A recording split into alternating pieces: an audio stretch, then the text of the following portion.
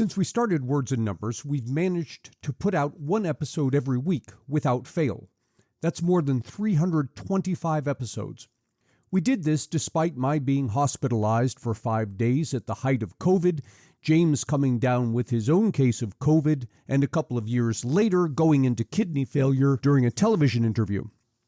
Given our other commitments this summer, we thought our listeners might forgive us for taking a week off. But rather than leaving you with empty hands of a Wednesday, we thought it would be nice to offer an encore performance of our most popular episode, Benevolence, Backfires. In this episode, which aired almost 4 years ago, we discuss the unintended consequences that arise when lawmakers attempt to tell people what they may and may not do. If you'd like to hear about more examples of unintended consequences, watch my YouTube channel for a series of videos I'll be filming this fall. And special apologies to listener Jesse Carver, who has listened to the entire collection of Words and Numbers episodes twice. Hi, I'm James. And I'm Antony. And this is Words and Numbers.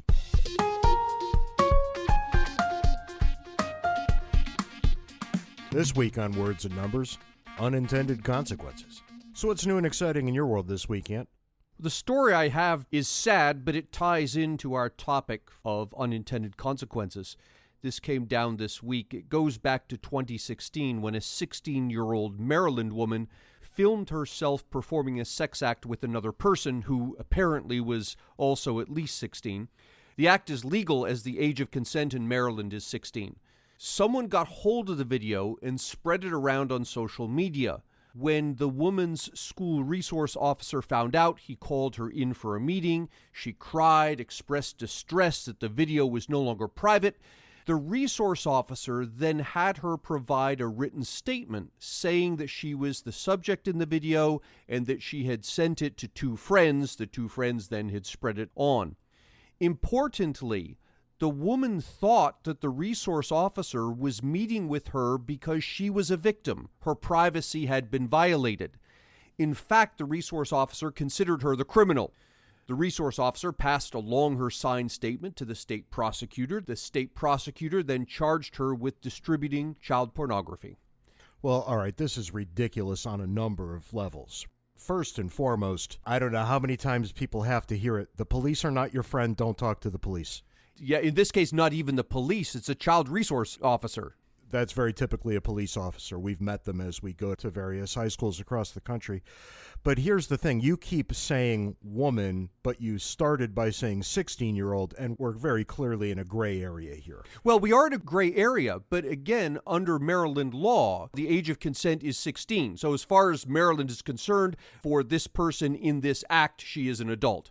Yeah, in this act, but there are other laws which stipulate quite clearly that in pornographic products, all of the actors and actresses must be at least 18. Yeah, and that's where things become weird, because in a perverse turn of events, she ends up being both the victim and the perpetrator. Yeah, that's right, and she loses both times out. Last week, the Maryland Court of Appeals upheld her conviction as a purveyor of child pornography, and this is where the unintended consequences come in. Here we have a law intended to protect minors from child pornography, and it has been perverted into a law that, in effect, dissuades minors from trying to stop the distribution of their own images by casting them as child pornographers themselves. So by way of advice, we've got for you, don't talk to the police, but we also have for you, be very careful what you film, and then be even more careful what you do with that film. Right. This was avoidable all the way through, and yet it wasn't avoided. And I would assume that from this point forward, this young lady will be characterized as a sex offender. Yeah, exactly. And that's going to follow her around for a very long time, and there's probably no way to explain that away. The internet never forgets, and prosecutors will hold you accountable. As sad as it is, it's absolutely correct. I've got something a lot more uplifting. Have you ever just sat there and seen something cross your path and you thought to yourself, why didn't I think of that? Yeah, more and more frequently. Happens quite a bit, right? Well, it happened to me in a very profound way a couple of days ago when I saw the story of a guy named Roy Alela, who is a 25-year-old engineer and inventor from Kenya. What he figured out, I'm still kicking myself all these days later. What he figured out was that you could put a pair of gloves on a deaf person, and the gloves could translate the sign language spoken by the deaf person in real time, which can then be filtered through a text-to-speech program. Oh, wow. And deaf people can put on these gloves and literally talk to the hearing world. How about that? That's great. That's really something. And how is it that I didn't think of that? Right. Because in the end, all of the pieces for that were sitting on the table already. And in true entrepreneurial fashion, the inventor took a look at what was sitting on the table and said, oh, I could put all those together and make this other thing that neither James nor anyone else has ever thought of that will change the lives of deaf people for the better from this point forward. And that's really astonishing. When pressed a little bit on it, because it only offers the text-to-speech on behalf of the deaf person, it doesn't take care of the other side of the conversation. But he, I think in a very common sense sort of way, said, well, deaf people do read lips. They can get your message, you just can't get theirs. And this is going to go a long way, I think, towards bridging the gap between the deaf and the hearing worlds. And I'm very excited to see where this one ends up. There's, of course, no segue to get us from that to the foolishness of the week. Just throw it out there. Well, I mean, it's an odd time, right? We haven't had a Democratic candidate debate for, I think, well over a month at this point. And there's not another one for, I think, a week. Yeah, about a week or so, and they just scheduled the fourth one. Which leaves us in a bit of a netherworld in terms of the foolishness of the week, because that's almost always where it comes from. And if it doesn't come from that, it comes from the White House, and yet those people have been oddly silent. They have been, haven't they? Yeah. I can't quite get my finger on it. I know I like it. I wish they were silent more often. It makes Twitter much less interesting. It does, but fear not, Ant, because we can head over to Bill de Blasio, who I think is still technically a candidate for president, even if his candidacy is crashing and burning. He's not going to qualify for the next debate. We've probably seen the last of him. But just as his presidential aspirations dry up, don't you know, he's reasserting himself as mayor of New York City, this time around sticking his nose into education in the Big Apple. It's no secret that he's been an opponent of charter schools for quite some time. What he's going after now are the gifted classes in New York City. Apparently, the gifted classes are, as the kids like to say, problematic. Why? On racial grounds, largely.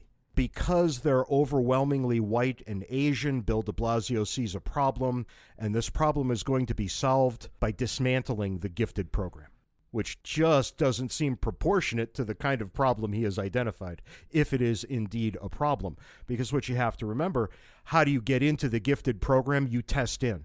So if there's a bias, it's at the level of the test. Yep. So I think you have to make a common sense argument that the test is in fact biased, and we will unbias it in the following ways. But he's not making that argument. The argument he's making is this is bad on its face, and we have to dismantle it. It goes so deep that even the performing arts high schools are now, again, problematic. Why? Because you have to audition to get in.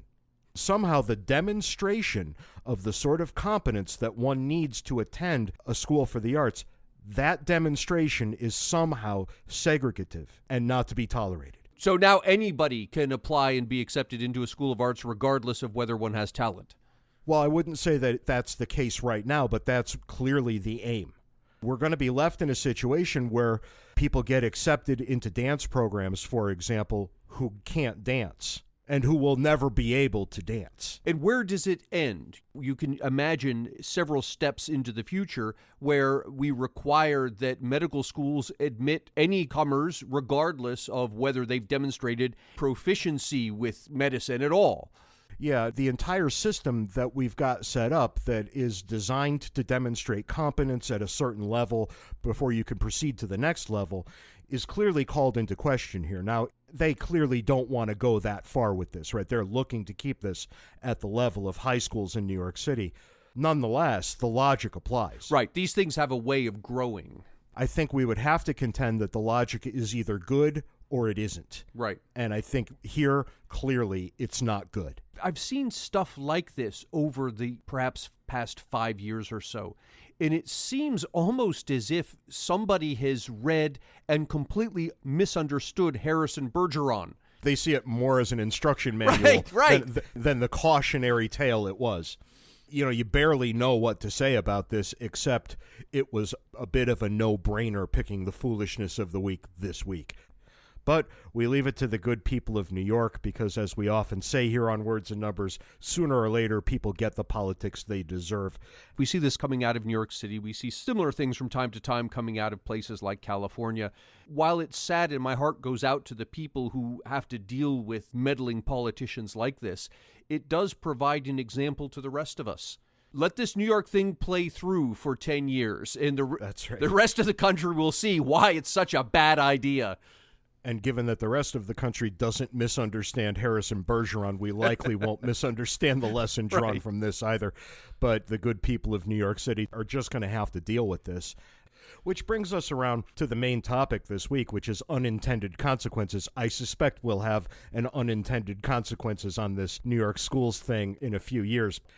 I was reading this week, Ant, because we wrote an article on unintended consequences, so I was brushing up on the topic a little bit. And I started looking at old articles, and the one that stuck out to me like the sore thumb, and we're going to talk about the Cobra problem, because these things are all ultimately referred to as the Cobra problem. But I came across an article on the A380. It's an airplane made by Airbus, and it's the quietest airplane, apparently, that there has ever been of its size.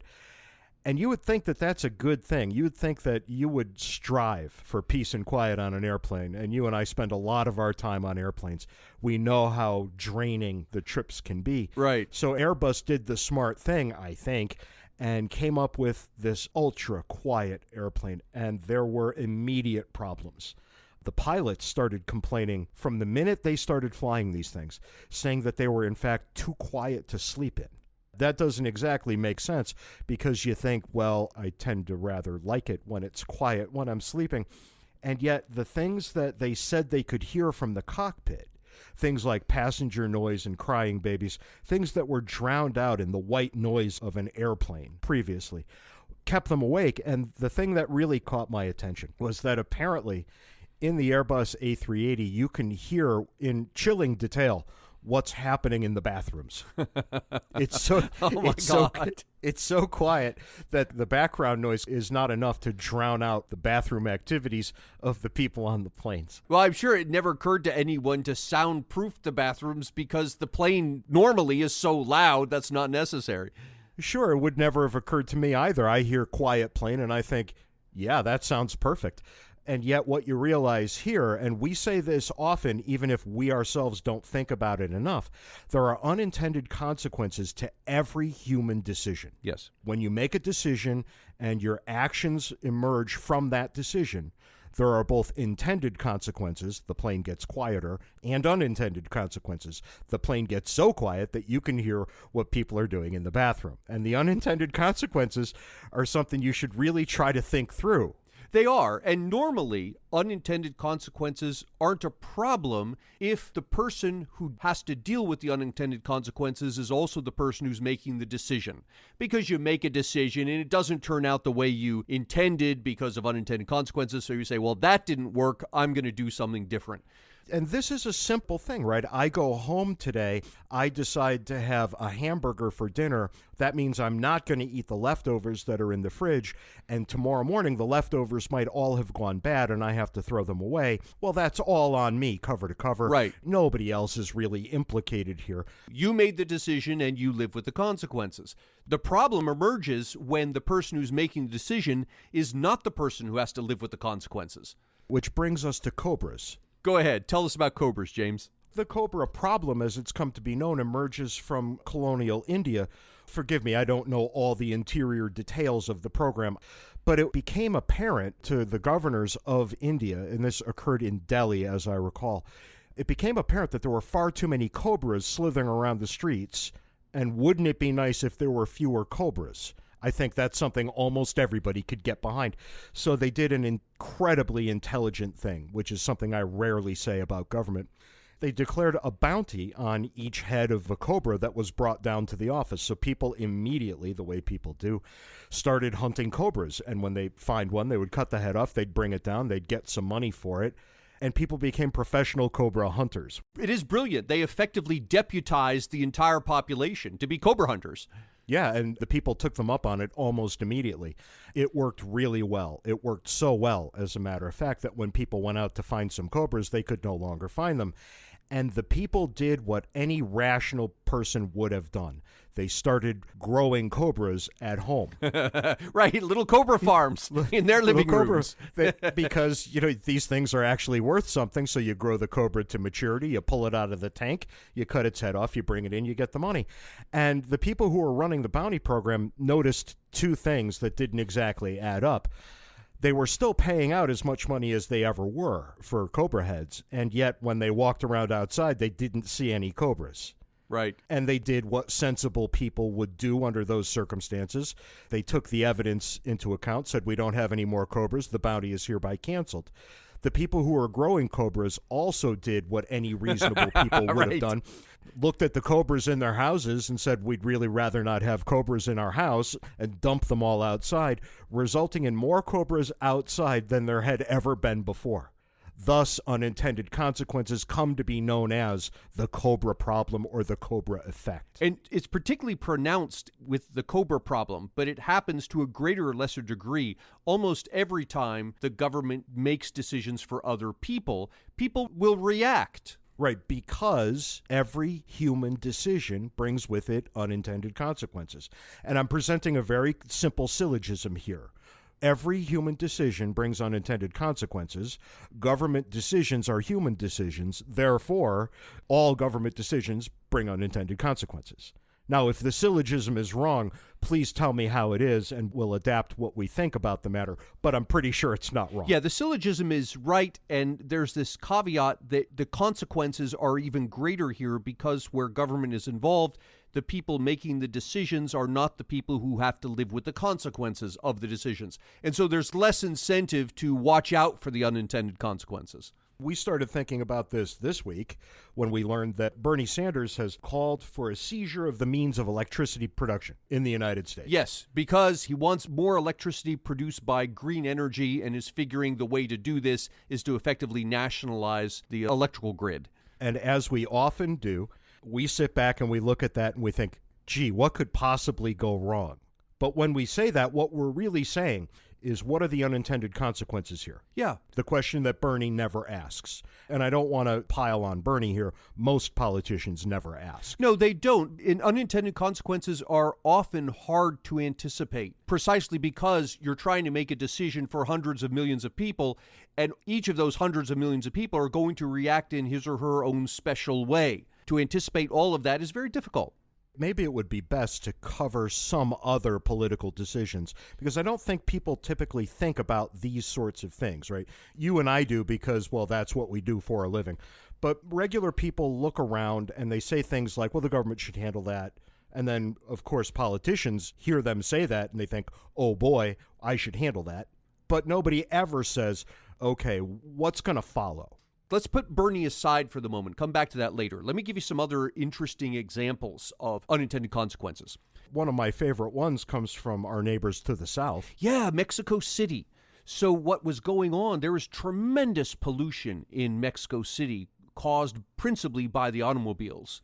Yeah, we're talking about air pollution here. Yeah, air pollution, just horrible. Like, think Pittsburgh back in the 1960s, 1970s. Or Los Angeles at roughly the same time. Right. And so what's going on here is there's tremendous pollution. They knew it was the result of the cars, and they the local government, did what they considered to be a reasonable thing. I think it sounds reasonable on its face. They wanted to get 20% of the cars off the road immediately. So what they did is they said, based on your license plate number, you could only drive 4 out of the 5 days of the week. For our older listeners, it's going to remind them of gas rationing back in the Carter era. Yep. Where given the last letter or number of your plate, you could buy gas on only certain days. Right. Well, here it was you could only drive on certain days. You could only drive 4 of the 5 days of the week. It's reasonable enough, and you would think that a 20% reduction would, in fact, yield a 20% reduction in the amount of air pollution, but it didn't quite work out that way. No, it didn't. Now, what did happen is some people reacted the way that politicians anticipated. They would do things like they would carpool, or they'd take public transportation, these sorts of things. And as far as those people are concerned, the pollution that they emitted did decline. Other people did things like they took a taxi. Now, the problem with that is at the time, the average taxi in Mexico City was emitting more pollution than the average car. So those people actually contributed to an increase in pollution. But it gets a little worse than that, because more often than not, people did what I clearly would have done myself. Right. Because here's the reality of my life. I have to be certain places at certain times, and no whim of any politician will ever change that. And so what do?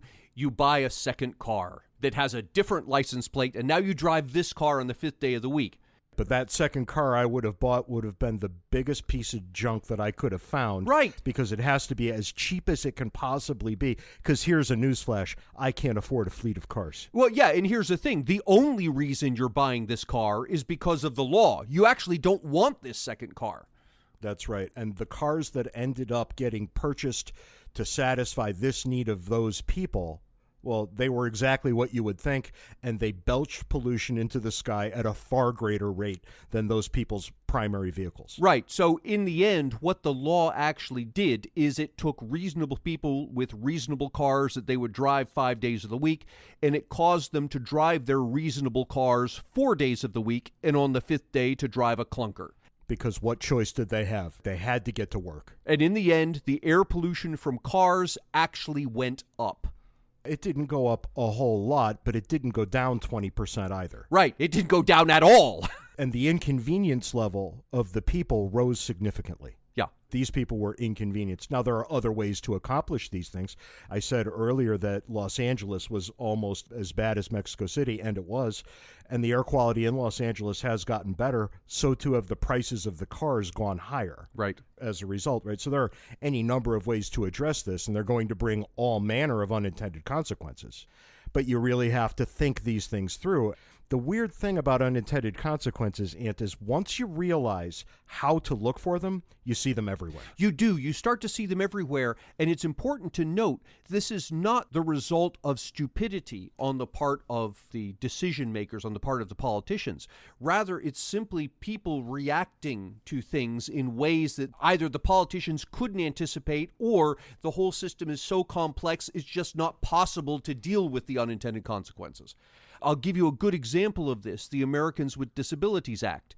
The intent here is to protect disabled workers from discrimination. We have a law, and it's an extremely reasonable law. It says you may not fire a worker because of a worker's disability. Even as an economist and someone who understands unintended consequences, I can point to that and say that's reasonable. It's actually hard not to like that law. Yeah. However, it comes with unintended consequences. One of them is that the law itself encourages employers to discriminate against the disabled. Which is the very thing that it looked to combat in the first place. Exactly, right. But you have to think about why they might discriminate. Right, so think about how an employer would react to this law. So I'm looking to hire somebody, and the person is in a wheelchair, and I think to myself, okay, I can hire this person, but 6 months down the road, maybe I have to let the person go, maybe because the person isn't as good as they look on paper, or maybe they don't get along well with my other workers, or maybe none of that is just simply a downturn in the market and I've got to let people go, and this is the last person I hired, so it's going to be the first person I let go. For all sorts of reasons, I, as the employer, know that it's possible at some point in the future I might have to let this disabled worker go. Well, according to the Americans with Disabilities Act, what could happen is that the worker could turn around and say, well, yeah, he says he let me go because of a downturn in the economy, but the real reason he let me go is because I'm disabled. And now I've got to defend myself against that. And part of the law was shifting the burden of proof. So you're left in a situation where you have to prove as an employer that you didn't do something. You can argue that if you've got a reasonable judge and reasonable people involved, that you can defend against that. And maybe you can. Good luck with that. Go back to your opening story today about the legal system and how reasonable people are when they find themselves ensconced in it. Yeah, but here's the thing. Even if you were to imagine a legal system that's composed entirely of reasonable people, it still costs you in time and money to defend yourself against this accusation. Consequently, as you think about hiring this disabled person, the law intended to protect the disabled person actually puts a little bit of weight on the side, don't hire. Because if you don't hire, you can avoid all these potential problems. The one example that fascinates me the most in the last couple of years is this business about payday lending. Any poor neighborhood you drive into, you see the storefronts. Get a loan here against your paycheck. Right. And they're usually pretty confiscatory in terms of what the payday lending company is going to take in return for giving you this loan. Oh, they are. You're talking roundabout, let's say on a $100 loan, they'll typically charge $15 for a 2-week loan. Do the math, that's 400% interest. So it gets you up into the rarefied air of the loan sharks. Yeah, absolutely. And legislators look at this and they say, I think reasonably so, that's not fair. We shouldn't allow that. I get the motivation. I understand the impulse. And then their goal is to shut all of these places down, which in some places they've managed, in most places they haven't. With the intent of protecting the low-income borrower. Right, but then you have to ask a very difficult question. Without this option, what's the next best option for the low-income borrower? Right. Let's suppose you're talking about a $100 loan. You can't go to the payday lender, so instead you don't pay your credit card bill and you incur a credit card late fee. Well, that's typically $30. That's, do the math, 800% interest, twice as much. I don't know where you live, Ant, but late fees in my world are $50. Are they really? Nationwide, they're about 30. You need better credit cards, James. But it gets worse. Write a bad check. A bounce check fee, typically on both ends, you're talking around $60. That's 1,500% interest on a $100 amount. So in the name of protecting a group of people, we ended up taking away their best option, forcing them to second, third, and fourth best options, right, which are considerably more expensive. That's the unintended consequence of doing the right thing. And this is one of the places where people will often point to economists and say they're heartless, they hate the poor, because we'll say things like, no, we should not have laws against payday lenders. And people, when they think that's heartless, they're thinking like the politician. They're only seeing the intended effect, when what the economist is actually pointing to are the unintended consequences that are going to arise. I've had this discussion in spades in the past 4 or 5 days, largely centering around the idea of price gouging now that there's a hurricane heading towards Florida. But the charge, of course, is always heartlessness. But that's not correct. Living in the real world requires that you examine the evidence. Sometimes the evidence will lead you to counterintuitive conclusions, and you have to be open to those, which brings us clean back around to one Bernie Sanders from the great state of Vermont, who now wants to functionally nationalize the electric industry. Now, I think it's a little more nuanced than that. He was calling for a government-sponsored industry that would compete with the private industry. But if you play that forward, where you end up is either shutting down the government-sponsored industry because it can't compete, or nationalizing the private one.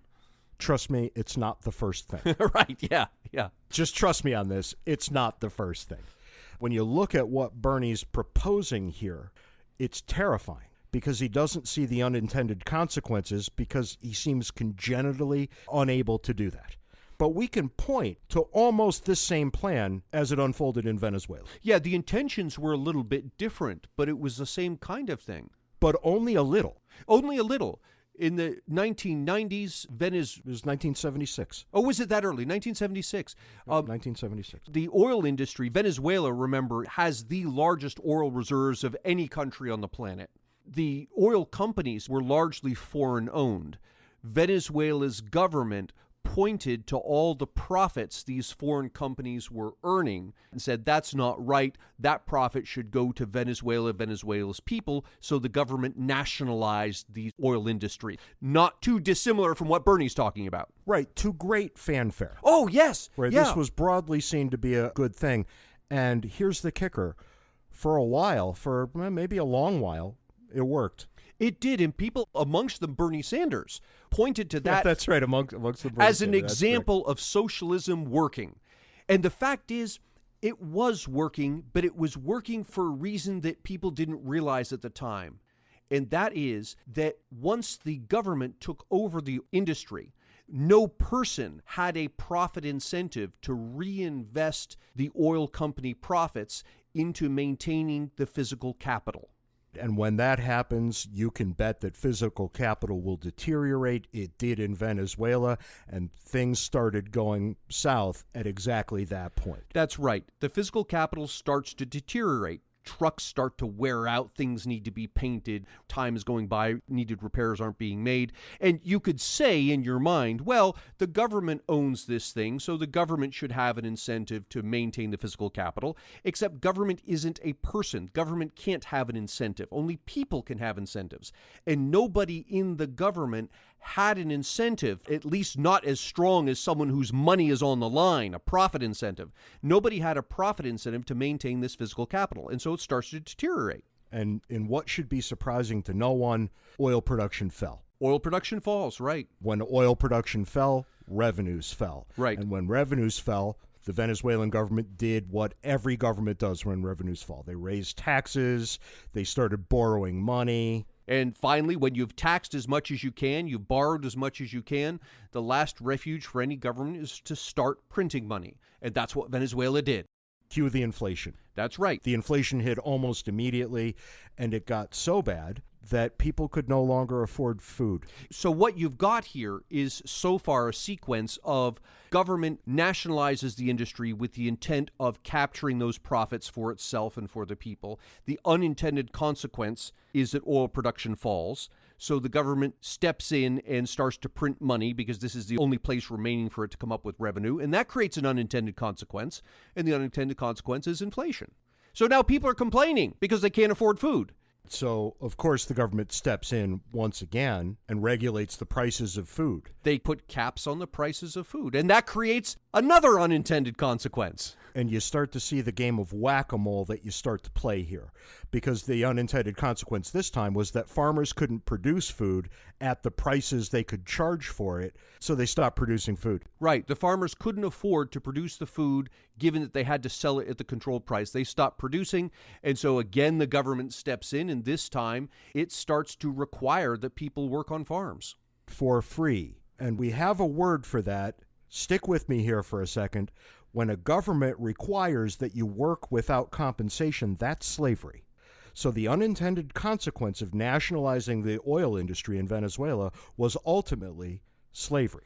That's not to say that that's where Bernie's going to end up with his proposal, but it is to say that if you run the sequence of events forward with government imposing some rule, encountering unintended consequences, imposing a new rule to deal with those, which creates more unintended consequences, and you keep going, you will end up at this end point every time. And the end point is that the government takes away everybody's freedom. You're all producing what government tells you to produce in the quantities they tell you to produce it. And in the Venezuelan example, you can look at each step and think, well, that was reasonable enough. That might have been what I suggested. But you have to always be aware of the unintended consequences, especially when it's coming from government, and the ramifications of the unintended consequences fall to the many, not the decision maker. That's always the problem. If you have to live with the consequences of the decision, you're much more likely to make a prudent decision. And that's about all the time we've got this week on Words and Numbers. Be sure to join us next week when we talk about something at least this interesting. We'll have to figure out what that's going to be. Until then, follow us on Twitter. Our handles are in the show notes. Send us email, wordsandnumberspodcast@gmail.com. God, do you never... Send lots of email. We love it. And join our Words and Numbers Backstage Facebook group where the conversation continues. We're up to almost 800 people there. I know, I saw that the other day. I don't know where these people keep coming from, but it's nice to meet them all. This time last year that we were applauding our 400th person? I think we were applauding our 40th. How about that? Nonetheless, come on, join us. We happen in there almost every day, so if you join us there, you don't have to send hate mail. You could just vent your spleen in the Facebook group. The conversation is good and it's civil. Yeah, more or less. It's very civil, except when you get in there. And on that happy note, Ant, I'll catch you next week. See you next week, James.